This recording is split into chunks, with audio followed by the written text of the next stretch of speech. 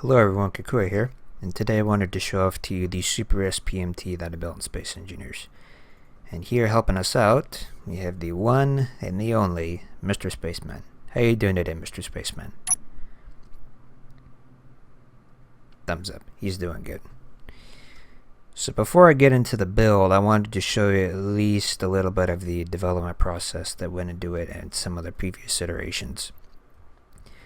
So before this guy had about 12 projects that just didn't really work out. I wanted to keep building, but I wasn't really sure what to build. So just kind of looking around for stuff, see if I could copy it. And I came across this guy, the SPMT, the Self-Propelled Modular Transporter. And in the real world, what this is used for is to move extremely large or extremely heavy objects that can't be broken down into smaller pieces.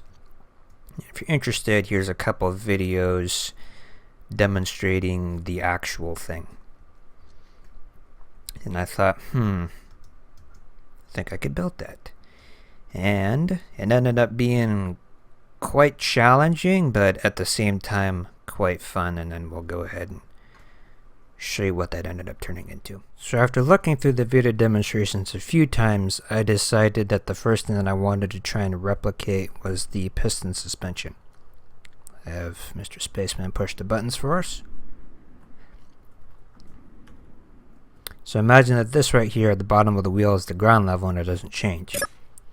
So when this piston extends, this stays the same, and this, which is usually the deck, goes up.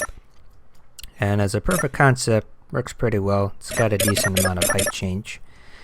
However, looking back at the video, I realized that this wouldn't work. And the main reason for that is that this right here can kind of rotate 360. And the rotation point has to go right here in between the axles. And the problem is this sticks out so much, I would have to space the wheels apart a lot in order for them not to crash into each other. And that just wasn't really going to work. And so, on our version 2 of the wheel module, I made it significantly shorter and a lot more compact, and pretty much eliminated the large swing radius issue. So, as you can see, piston extends, wheels go down. And the problem with this one is that it's too compact. There's not enough height change on these wheels to make it all that worthwhile. And something else that I noticed in the video was that this axle here can kind of rotate sideways, which is something I wanted to put in. So on version 3, which is pretty close to the final version here, I ended up keeping this fairly compact part with the rotors and pistons, just using a little bit of trickery and fiddling around with it. Ended up coming up with this. So this rotor here allows the axle to tilt sideways, and I still have room for these rotors to turn these wheels, and for the most part this actually doesn't destroy itself, which is pretty impressive in Space Engineers, knowing how fussy rotors are. And so over here we have the final version, which is pretty much just this guy, and this right here gets pushed down to here. And we'll go ahead and show that off real quick. So as you can see, push this button, it goes down. And also, we turn this, it can rotate.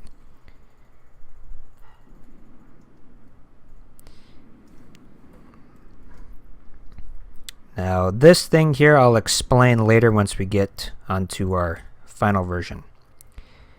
Now, however, one of the issues with this guy is that if you extend this piston too much, it will self-destruct, and that ends up getting fixed quite a bit later. So after coming up with this guy, I thought, well, let's test it out, make sure it can actually support any kind of weight. So I just made a couple of groups, went ahead and copy-pasted everything together, and put this guy. Now, I originally made it out of heavy armor because light armor was just way too bouncy, and this ended up working fairly well. Mr. Spaceman, take the cockpit here. So they can all turn. Bit a little jerky. And they all have pistons to extend out. And as you can see, this guy can rotate here. And if you're curious how I'm getting the pistons just to extend a little bit and the rotors just to turn a little bit, I'm using Brenner's MoveIT script, and big thanks to him, because otherwise this project would be basically impossible. So this is not working out fairly well, and I thought, well, let's keep going. And then when I look back at the video, the version of the transporter with a power pack, which in real life contains an engine, some computers, and a hydraulic pump to power the wheels, was a 6-line version. So this is a 4-line, 1, 2, 3, 4. And if I took this guy, put a power pack on it, it's not really long enough to prevent itself from just tipping backwards. So I went ahead and added an extra 2 lines to make it a 6-line, which ended up making quite a bit of work later on, but I still think it was worth it. So after a little bit of time, I ended up working out some of the other details, and here we have version 1 of the transporter. Well, the first official version 1. Couple other things that I worked out was, if you have a deck made out of solid heavy armor is really, really heavy, and it was just way too much weight. So I ended up switching out to light armor. And here we have 3 pistons on each side. I was originally just going with 2 pistons. The problem was this was so heavy it was actually tearing the rotors out. So if I add 3 pistons, spreads out the weight a little bit better. And on the power pack here, originally again all heavy armor, which not a good idea. So I'm switching that out with glass to make sure that it didn't tip backwards. And all in all, this version actually ended up working out fairly well. And we'll go ahead and get on for a tour of it. So we'll start the tour off on the outside of the power pack here. What these guys are for is if you wanted to detach this guy, it's a bunch of merge blocks there. You go ahead and extend these to the ground and then detach it without it falling down, which is really bad. And back here, the original idea was to have a vehicle loading station, and with this guy would have like a connector on it, and it would pick the vehicles up, pull them up, close the door, drive them in. I tried to make it work, but I ended up just having not enough headroom with the airtight hangar doors, and it just didn't work out. Kind of tried to salvage it by making kind of like a person lift here, but again, kind of ended up being annoying with these guys. The hitboxes are really weird, and just didn't end up working out. And inside, fairly basic, almost a little too big, too much room. Glass floor is kind of cool though. Basic med station connectors, reactors, lots of timers, although the final version has a lot more timers than that. And out here, near the front, we have some basic airlocks, a couple catwalks up here. And then we have a couple different walkways that go all the way down. Have Mr. Spaceman push the buttons here for us again.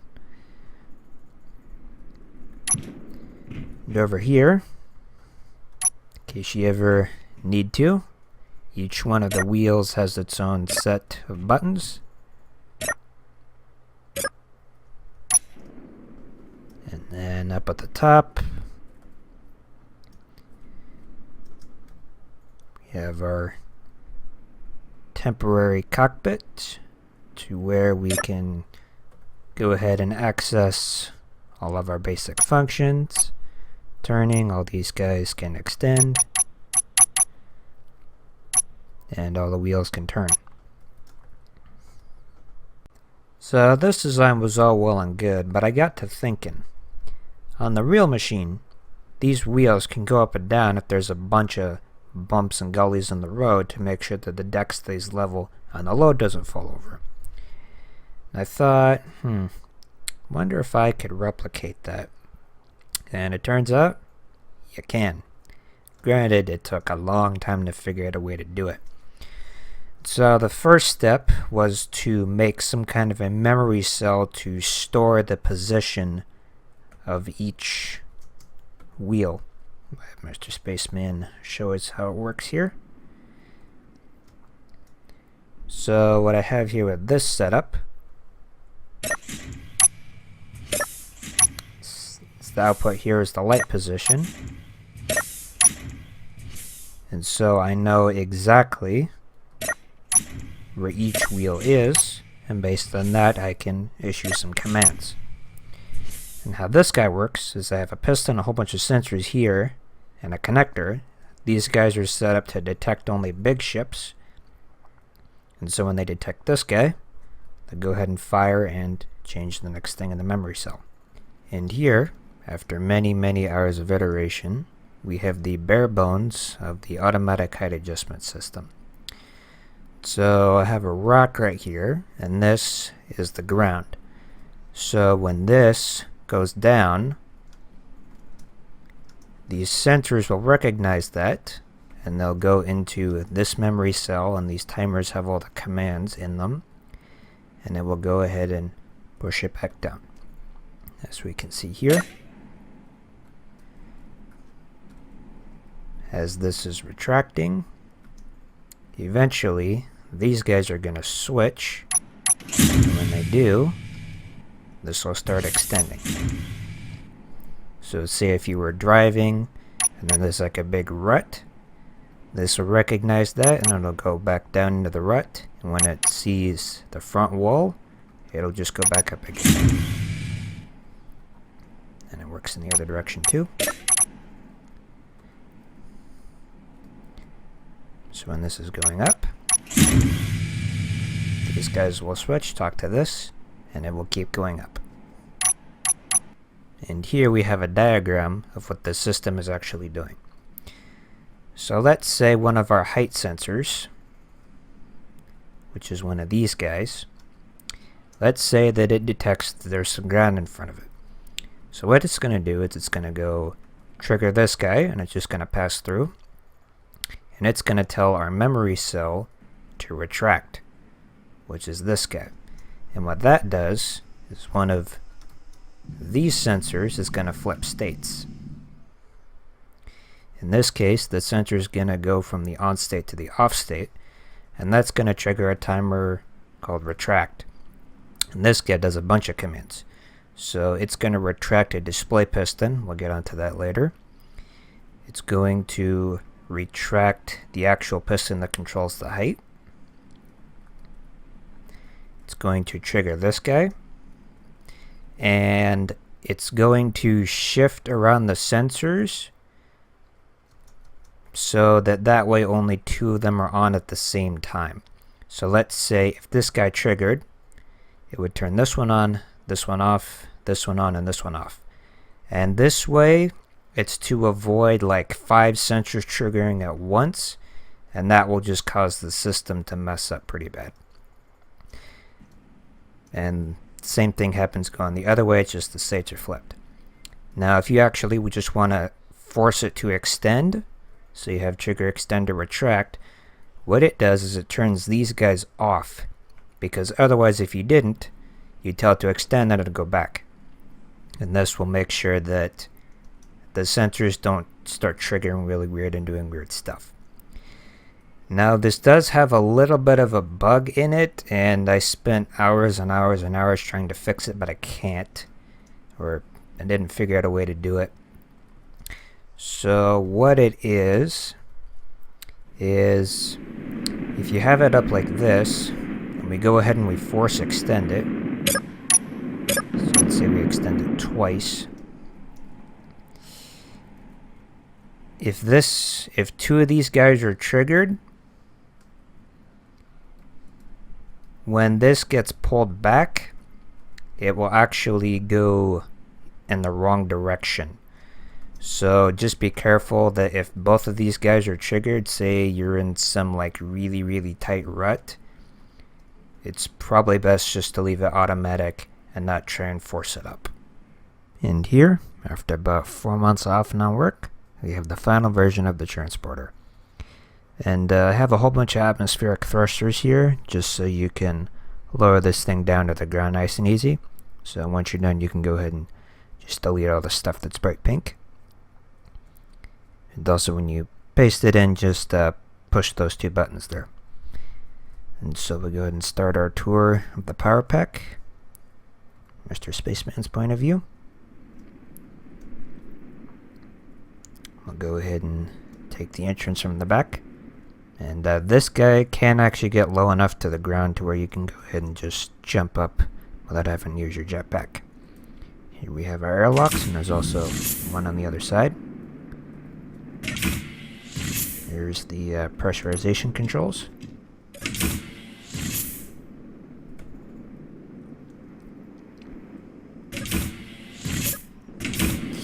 Close the door on yourself. Alrighty, we have gravity in here.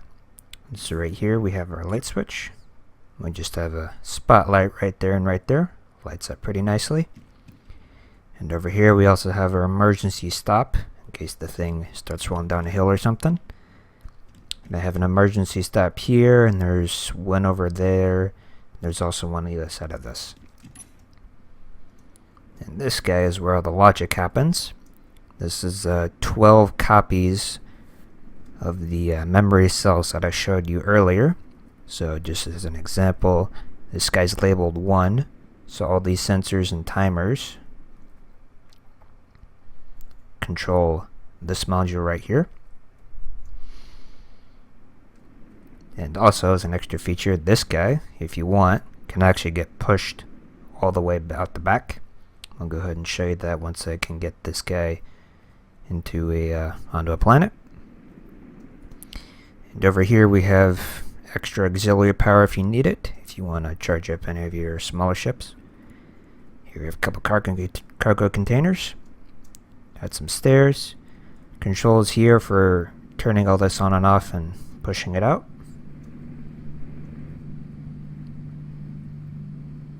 Got some cryopods over here for your crew. We got a med station here. Here's the main control center that I'll get to in a minute. And over here we have another airlock.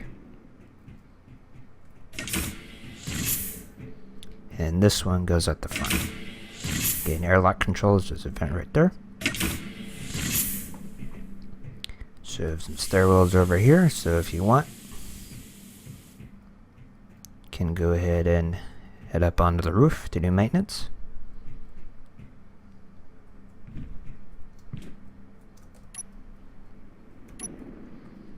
And just because of how it's built, this entire power pack can actually lean up a little bit, so I had to put a little bit of space here, so you gotta do a little bit of parkour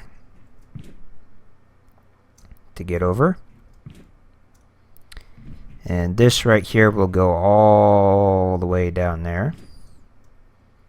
We got some extra batteries and backup cargo containers in there. And on the lower deck,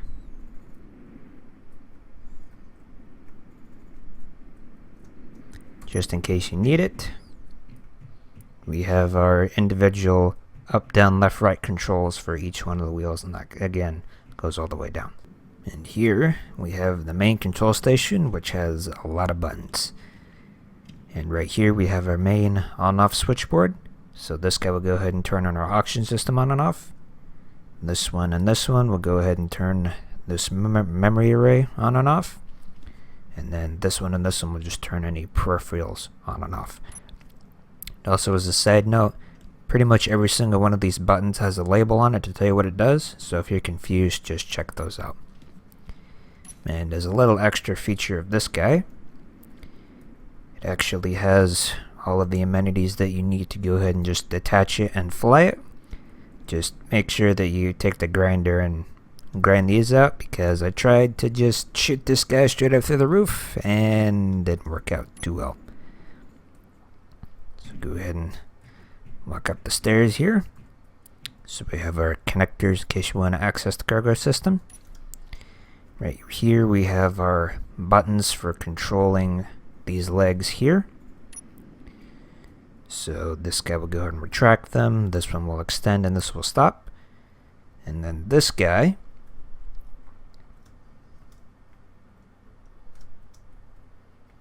actually turns these merge blocks on and off, so in case you wanted to go ahead and detach the entire power pack, you can do that. And then this guy right here, I've kept these off for a reason. So this guy will go ahead and turn these on. It will tell the pistons and the wheel modules just to extend manually, and only do that in case this thing breaks, because if you do that, it'll go ahead and mess this up and you could potentially break something. Right here we have a very large wall of buttons. And so how this is set up is we have wheel module 1, 2, 3, 4, and so on and so forth. We have it set up to where this is our extend button, that's the retract button, this is rotate counterclockwise, and this is rotate clockwise. So in case you didn't know, counterclockwise means it's going to rotate like this, and clockwise means it will rotate like this. And here we have our captain's chair with, again, lots and lots of controls. So here in the captain's chair, we have the controls for the cameras, which I will get to in a sec. The remote control for little scout ship, our light controls, and then the detach control. So this thing is primarily controlled through a bunch of cameras I have set up around the machine. So this right here is our front camera. This right here is the left camera. We have the right camera. And here we have the back camera. And that's the scout ship. So on this first toolbar, I have just laid out what's in the other toolbars. So toolbar 2, main controls, velocity controls for the wheels. We have all of our individual extend, retract commands, and then our rotation commands. So on our toolbar here, which is we're going to be spending most of your time, we just have a quick switch to turn our drive rotors on and off. Reverse, we have a command to extend all the pistons and or retract all the pistons. We have rotate all counterclockwise, so rotate left, and then counterclockwise, rotate right. We can change our power pack angle, and we can set our brakes and hit the emergency stop. So just as a little example, this one right here is wheel module 1. Again, all these guys are labeled, so we can do extend 1. As you can see, it's extending a little slowly, but it's extending. And I have it set up in such a way to where if we go back, as you can see, that one right there extends out, so that way you can see what the modules are doing. And it works the same thing with rotations. Back to the camera. So for rotations, we're going to go to toolbar 7. We can do rotate it counterclockwise. And we can see that this guy here is rotated. So that's pretty much everything you need to know for that. And I'll go ahead and get this guy loaded up onto a planet, and we can go ahead and see it in action. And here we have the transporter loaded up into the Easy Start Earth world. And apologies for the frame rates being a little low here. Planets are a little hard in the system. So before I get into showing you how to drive it around, I just wanted to show off a little thing that I encountered that unfortunately doesn't allow the auto height adjustment system to work. And that's not because there's anything flawed in it, as far as I know. It's just because of how planets work. So I have a little rig set up here to show you what the problem is. So this sensor is set up to detect asteroids, and planets count as asteroids. And this right here is the bounding box. The problem I've found is that right there. So for some reason, I think I know what it is sensors don't really detect the surface of the planet. What I think they're doing is they're detecting a much like smoother sphere, and I think that's done to save on memory or something. So rather than like having a big whole bunch of bumps and having to store everything in memory about that, which should be a lot, this guy probably just recognizes a much smoother sphere, which makes the planets run better. So unfortunately that means it's pretty much impossible to get like an accurate reading on height with those guys. So unfortunately that doesn't work, but it's still pretty fun to use. So we'll get on to driving it. Alrighty, I have Mr. Spaceman in the cockpit and we're ready to start driving. So we can probably start by looking through our front camera. And one of the things I do need to fix, and this will be fixed before the workshop, is these cameras are really hard to balance to make sure that they don't just kind of naturally tilt back. So that'll be happening during the video, but once this is up on the workshop, that'll be fixed. So we can probably start by raising up all the wheels. So we can check here. This one's our extend all.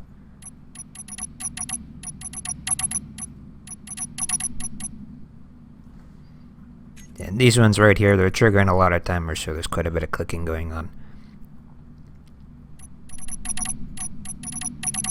Let's see from our spectator that we're slowly coming up.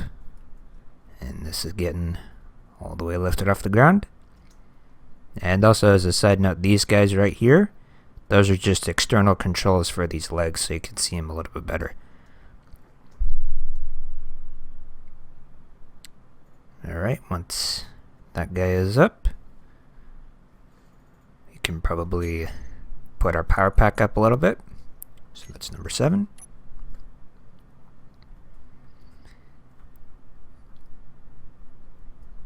And on the real machine, this is done to where if this main body is going up a hill, they can pull this up so that way it doesn't hit the ground. And this is going to run a little bit slow because our sim speed is a little low. Just because there's maybe like 150 rotors in here, 150 different grids, so quite a bit. Alright, once that's done, go ahead and turn our drive rotors on. And this right here is our velocity controls, and I have it set up like a number line. So in the middle we have 0. And this way we have our negative velocities and these are positives. So we'll start with maybe velocity 1, number 6. Then it'll start driving forward. A little slowly. We can speed up a little bit. We can go to say 5 with number 7.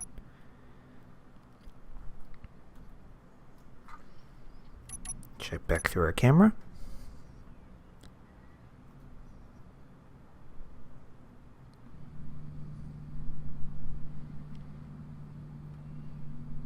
And we're definitely moving. And also something I just found out, if you use your brackets, you can actually switch through your remote controls.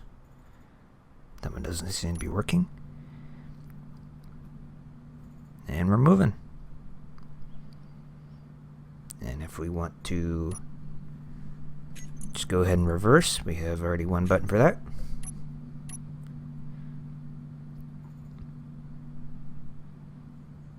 Stopped, and now we're reversing. We want to stop and go ahead and set our velocity back to 0.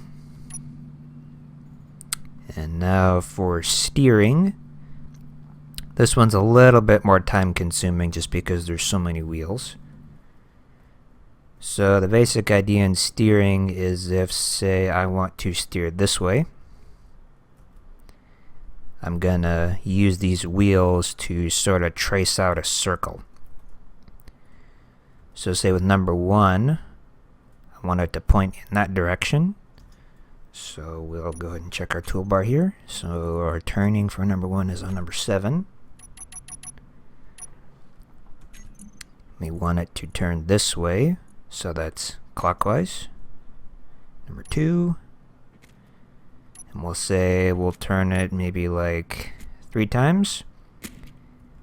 And then I'll go ahead and get all these other guys turned on the arc, and we'll see how it turns. And here I have all the wheels set up.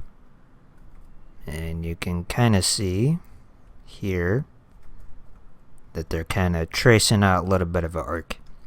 And a minor correction using the brackets will switch your cameras, not the remote controls. So let's see if you wanted to drive this one.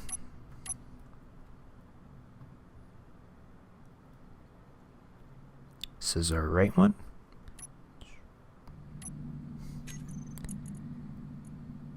Let's say go to 5.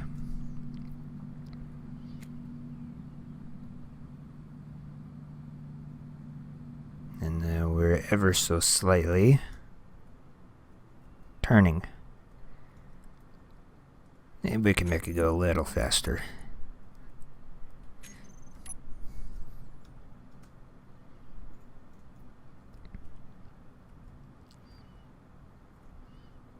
Yeah, it's not quite the best at turning, but if you set all these guys right, it should work out fine.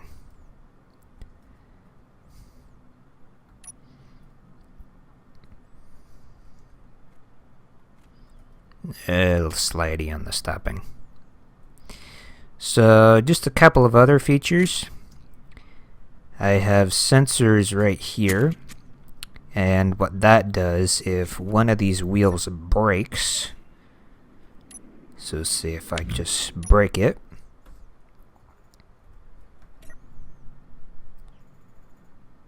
as you can see, one of these guys is going to flash between our arrows and that X, and that'll let you know that you need to go ahead and fix your wheel. And we also have I've got quite a few lights on, so in case you're operating at night you can do that. Go ahead and show you what that looks like real quick.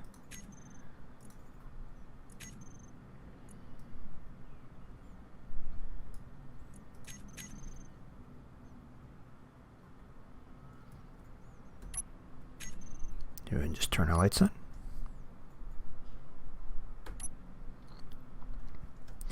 And the spotlights do have quite a bit bigger radius, but depending on your settings it's going to look different. So if you want to change stuff around, this is our outside lights. I've got these grouped up so you can go ahead and switch stuff around on them. So the one last feature this guy has before we get to our closing notes is that memory array can get pushed all the way out. And it's definitely recommended to lower these legs down to the ground, that way the thing doesn't bouncing up and down too much. So that's just how this guy's work. Extend, stop, and retract. It hits the ground. Go ahead and stop it here.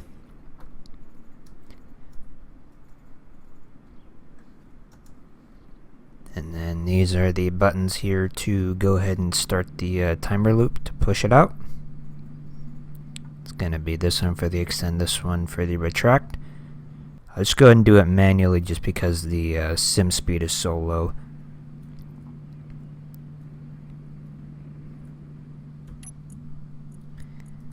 Get our back door opened up.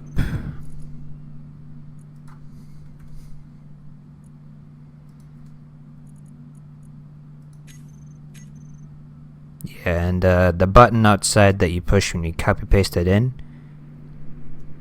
is these locks right here, because I don't know, for some reason when you copy paste something in, landing gears don't respect what they were originally.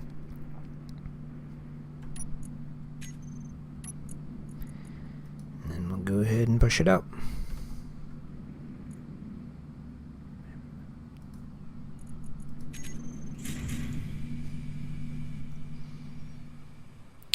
So this guy will slowly get pushed all the way up.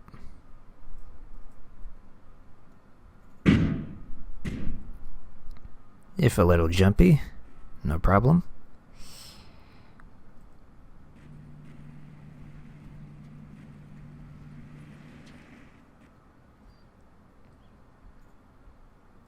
Yeah, and you can kind of see here with these guys, because those legs are up a little bit and they're all at the same level, so these guys are all at the same level.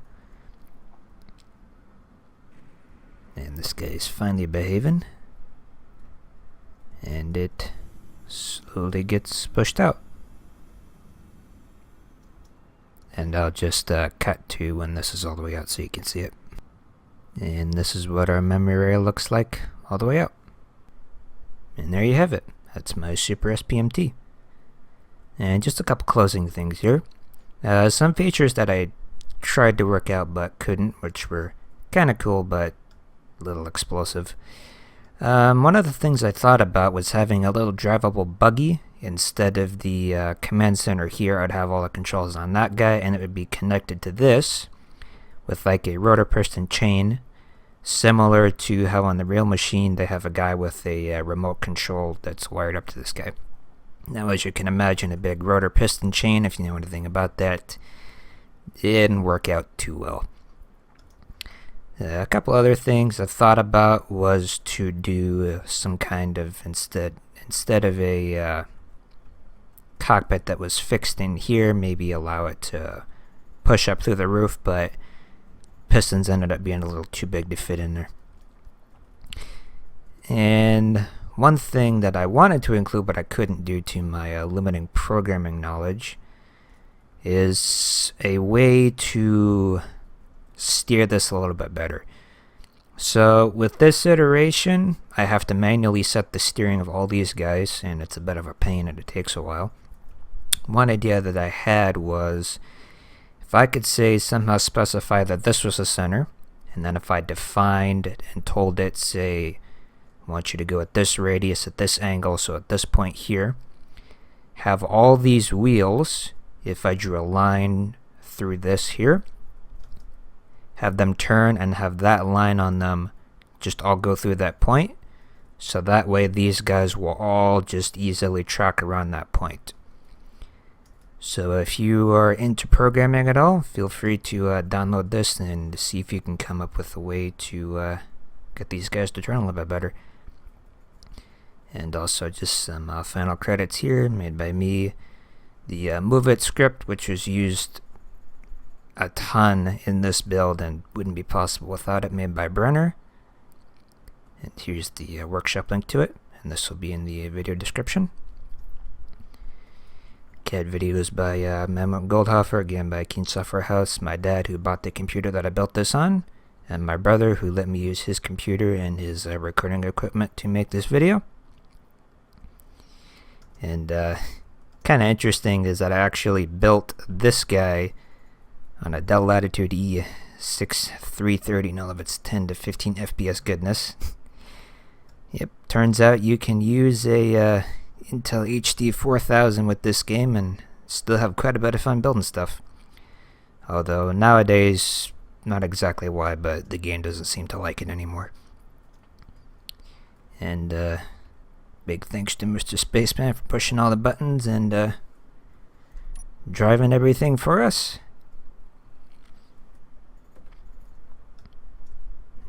And thank you very much for watching. And if I get around to it, I'll also go ahead and include a little bit of bonus footage and maybe a little bit of sneak peek as to the next project that I'm working on, which is significantly larger than this, by the way, because why not go bigger? Alrighty guys, see you later. And also I hooked it up to where we have steering.